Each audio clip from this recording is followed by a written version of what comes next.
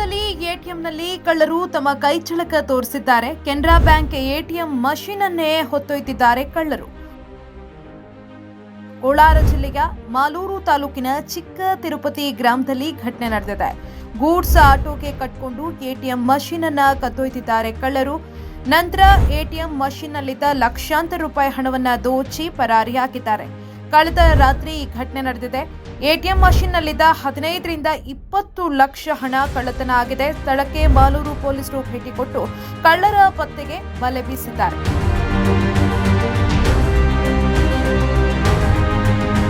ಕೋಲಾರ ಜಿಲ್ಲೆಯ ಮಾಲೂರು ತಾಲೂಕಿನ ಚಿಕ್ಕ ತಿರುಪತಿ ಗ್ರಾಮದಲ್ಲಿ ಘಟನೆ ನಡೆದಿದೆ. ಗೂಡ್ಸ್ ಆಟೋಗೆ ಕಟ್ಟಿಕೊಂಡು ಎಟಿಎಂ ಮಷೀನ್ ಅನ್ನ ಕದ್ದೊಯ್ದಿದ್ದಾರೆ ಕಳ್ಳರು.